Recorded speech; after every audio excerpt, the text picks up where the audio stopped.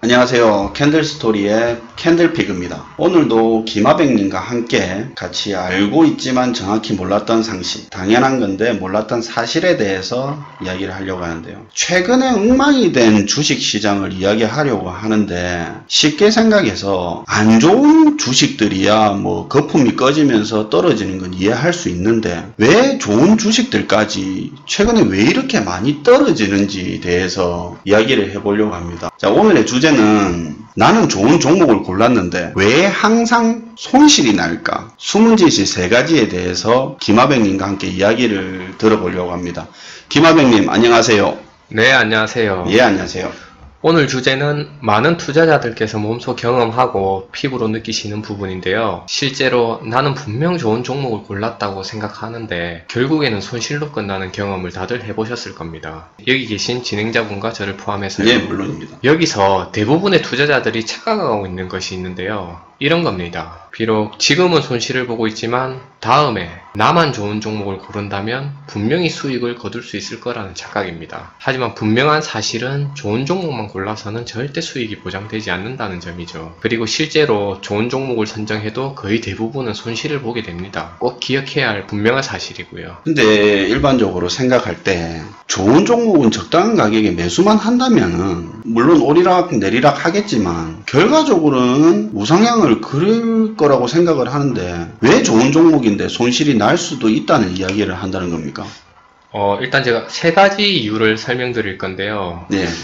이 부분에 대한 답은 마지막 그 세 번째 이유, 거기서 이제 답이 나올 것 같아요. 일단 첫 번째로 우선 청취자들을 포함해서 우리 대부분의 투자자들이 참여하고 있는 지금 이 주식시장이 투자자들에게 있어 진입장벽이 거의 없는 유통시장이라는 부분입니다. 그리고 이 유통시장은 발행시장에 비해서 낮은 진입장벽만큼 거품이 끼어 있어요. 결국에는 우리 투자자들이 아무리 좋은 종목을 선정한다고 해도 이러한 시장의 구조상 기본적인 거품의 가격을 지불할 수밖에 없습니다. 그 유통시장을 아까 계속 이야기하셨는데 유통시장과 발행시장 무슨 차이가 있는 거죠?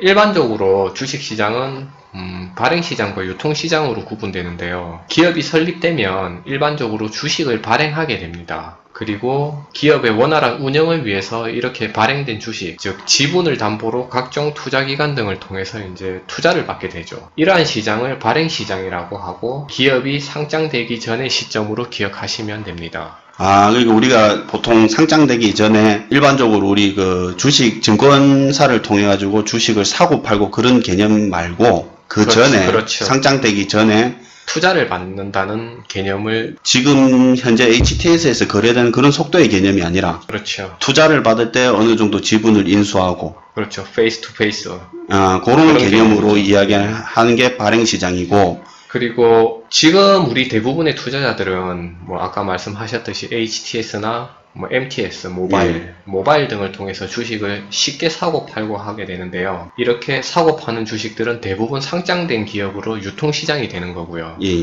뭐 쉽게 기억하자면 상장되는 시점을 기준으로 상장되기 전의 시장은 발행시장, 그리고 상장된 이후의 시장은 유통시장으로 기억하시면 좀 더 쉽게 이해하실 수 있을 겁니다. 그러면 유통시장이라서 처음부터 거품이 있는 거다 그렇게 생각하면 되는 건가요? 예, 그렇게 생각하시면 됩니다. 그러면 거품이 있는 상태로 싸게 샀다, 비싸게 샀다 이런 개념 같은데 처음부터 원가 이런 거는 필요 없고 거품이 있는 상태에서 시세 기준으로 좀 싸게 샀다, 비싸게 그렇죠. 샀다 이런 개념이 되는 거네요. 그렇죠. 그러면 좋은 종목도 손실이 날 수 있다는 첫 번째 이유, 유통시장 자체가 가진 태생적인 거품을 이야기하셨네요. 예, 맞습니다. 그럼 두 번째 이유는 뭔가요? 예, 두 번째 이유는 좋은 종목을 선정하는 것이 불확실하다는 점입니다. 그리고 그 종목의 진정한 가치는 주가라는 가격으로 평가받게 되는데요. 그런데 시장에서 평가받는 이 가격도 사실은 불확실한 가격이라는 점이죠. 불확실하다는 말이 난해할 수 있으니 예를 들어 설명해보면, 보통 그 기업의 적정 주가나 기업의 내재 가치를 평가할 때는 순이익이나 순이익률, 매출액, 여기 청취자분들도 들어보셨을 ROE, PER, BPS 이런 등의 실적을 통해서 평가를 하게 됩니다. 그리고 리스크를 평가할 때는 향후 벌어질 다양한 변수들을 감안해서 경제학적 이론 바탕으로 확률적인 계산을 하게 되죠. 사실은 이러한 행위들이 대부분 부질없는 행동들입니다. 이런 것들이 부질없는 행동들이다 이 말이지. 그 말인가요? 예, 실제로 잘 이해가 안 가는데. 실제로 과거 실적을 통해서 기업 가치를 평가하는 것은 운전하시는 분이 백미러를 통해서 우리가 지나온 과거의 길을 보며 운전하는 행동과 다를 바가 없습니다. 그리고 미래의 예상 실적은 말 그대로 믿을 수 없는 예상 실적이라는 거죠. 좀 그런 것 같기도 하네요. 우리가 예를 들어 기술적 분석을 할 때 차트를 본다거나 아니면 그 기본적 분석을 할 때 나 재무제표나 컨센서스들을 본다고 할 때 대부분 과거 지표를 기준으로 해서 예상을 하잖아요. 그렇죠. 그리고 업데이트되어 있는 미래 향후 실적, 향후 예상 실적 이런 부분이 틀린다면 새로 업데이트하면 그만인 겁니다. 그럼 향후 예상 실적들이 그럼 예전에 과거 기록을 기준으로 해서 뽑아낸 자료입니까? 향후에 업종별로 차이가 있지만 예를 들어 최근에 반도체 같은 경우는 계약하는 시점을 기준으로 해서 향후에 매출로 잡히는 경우도 있죠. 하지만 그 계약이 이행되는 시점에 있어서 그 이행률은 달라지는 겁니다. 예상 실적이 틀리면 새로 업데이트하면 그만이다 이건 거죠. 그렇죠. 그러니까 말 그대로 예상 실적일 뿐 100% 신뢰할 수는 없다는 점입니다. 저희도 100% 신뢰하지는 않는데. 그리고 확률의 개념을 이용해서 리스크를 파악한다고 말씀드렸는데요. 주식시장에서 이러한 확률의 개념은 절대 결코 통하지 않습니다. 왜냐하면 주식시장 역시 불확실한 시장이거든요. 미래에 발생 가능한 일을 예측하는 것도 불가능하고, 만약 가능하다고 하더라도 이렇게 방대하고 다양한 변수를 감안해서 계산하는 값이 맞다고 믿을 수도 없습니다. 결국에는 믿지도 못할 계산이지만 우리 투자자분들은 틀린 숫자라도 손에 쥐고 있으면 마음이 편해지는 심리라고 할 수 있죠. 그럼 확률 자체를 이야기한다는 것 자체가 잘못됐다는 이야기죠. 그렇죠. 확률이라는 개념 자체가 통하지 않는 시장인데 확률을 적용해서 마음만 편해지는 거죠. 그러고 보니 그런 생각이 들기도 하네요. 우리가 고스톱을 친다고 했을 때 최소한 이미 나온 패들은 새로 나오지 않잖아요. 그러면 이제 안 나온 패들을 기준으로 확률을 예측할 수 있는데 주식은 확률이라는 게 무의미할 수도 있겠네요. 왜냐하면 우리가 생각한 거는 단순한 기업가치 평가나 그런 거지, 시장에서 일어날 변수, 연예계에 관련 엔터테인먼트 종목이라면 어떤 가수들이 마약을 했다거나 그렇죠. 그런 변수들은 확률로 넣을 수가 없는 거네요. 도저히 무한대의 상황이니까 확률로 버리면. 그런 변수들은 우리가 생각할 수 있는 한도 내에서의 변수일 뿐, 생각할 수 없는, 우리가 생각할 수 있는 한도를 벗어난 변수들은 감안할 수가 없죠. 그러면 좋은 종목도 손실이 날 수 있는 이유 두 번째, 확률이 안 통하는 시장에서 확률을 예측하는 것이 문제라고 말씀하신 거네요? 예, 맞습니다. 그럼 마지막으로 세 번째 이유는 뭡니까? 마지막으로 우리 대부분의 투자자들은 실제로 좋은 종목을 골랐음에도 불구하고 결국에는 나쁜 투자 습관으로 인해 손실을 보게 됩니다. 나쁜 투자 습관은 자발적인 단기 투자를 의미하는데요. 우리 투자자들의 이러한 나쁜 투자 습관을 고치지 않는 이상 좋은 종목을 고른다고 해도 결코 수익을 보장받을 수 없어요. 대부분의 우리 투자자들은 자발적으로 장기 투자를 하는 경우가 드뭅니다. 우리 투자자들의 투자 습관은 명확하죠. 손실 중인 경우의 강제적이고 타의적인 장기 투자와 수익 중인 경우의 자발적인 단기 투자. 무슨 말인지 두 가지 경우로 나뉩니다.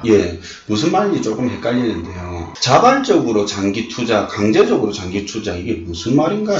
손실 중인 경우에는 비자발적인 장기 투자를 하게 되죠. 보통 우리가 그렇죠. 물렸다고 표현을 하는 경우인데, 표현하죠. 보통 손실 중인 경우에 우리 대부분의 투자자들은 우리가 표현하는 손절이라는 손실을 끊어내는 행위를 대부분 하지 못합니다. 그래서 타의적으로 그냥 보유하고 아니면 기업에서 지우고 이런 식으로 비자발적인 장기 투자를 하게 되는 거죠. 지금 아까 말씀은 그냥 물렸다라고 생각하시면 되네요. 그렇죠. 손절 못하고 물렸다라는 게 경우. 비자발적인 장기 투자인데. 예, 맞습니다.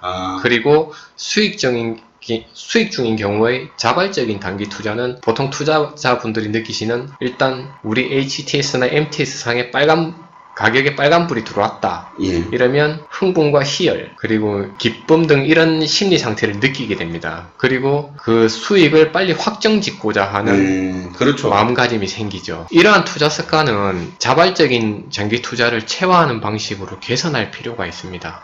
단기 투자는 짜릿한 전율과 흥미, 재미를 보장하지만 결코 수익을 보장하지는 않죠. 우리 대부분 투자자분들께서 뭐 재미나 흥미를 위해 투자하는 사람은 없죠. 그래서 이 부분은 꼭 기억하고 고쳐야 할 부분입니다. 이야기를 들어보니까 세 번째 이유까지 들어보니까 제가 처음에 되물었던 좋은 종목을 사면 주가가 오르락 내리락 하겠지만 결국 우상향을 향해 가는 것이 아니냐라고 물어봤는데 결국 이 장기 투자가 답변이 되는 거겠네요. 그렇죠. 자발적인 장기 투자죠. 근데 여기서 조금 궁금한 게 도대체 어느 정도가 장기 투자입니까? 보통 투자자분들께서는 뭐 2달, 석 달, 6개월만 돼도 장기 투자라고 생각하시는 분들이 많은데요. 예.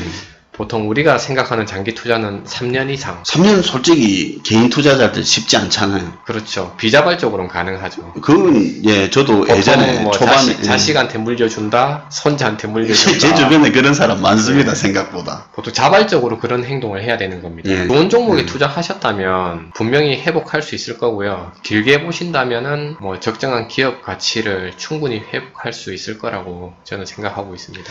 예, 맞습니다. 실제로 뭐 예전 브렉시트 때도 그랬고 뭐 항상 시장에 큰 위기가 왔을 때 폭락장이 오는 거는 항상 있는 일인데 원래 자리로 돌아가는 주식들은 다 괜찮은 종목들이었어요. 그래서 괜찮은 종목들을 가지고 계신 분들은 분절을 해야 되거나 그렇게 생각할 필요는 없을 것 같아요. 그렇죠? 예, 맞습니다. 예. 오늘은 이렇게 좋은 주식도 손실이 날 수 있다는 이야기를 해봤습니다. 오늘 내용 보시고 더 궁금한 내용이나 앞으로 다뤘으면 좋겠다고 생각되는 것이 있다면 댓글로 달아주시기 바랍니다. 다음 시간에는 주식시장 구조에 관한 이야기를 한번 들어보고 싶은데 김하백님 준비 가능하겠죠? 네. 자, 알고 있지만 정확히 몰랐던 상식, 당연한 건데 몰랐던 사실, 캔들 스토리가 풀어가겠습니다. 좋아요와 구독 부탁드립니다.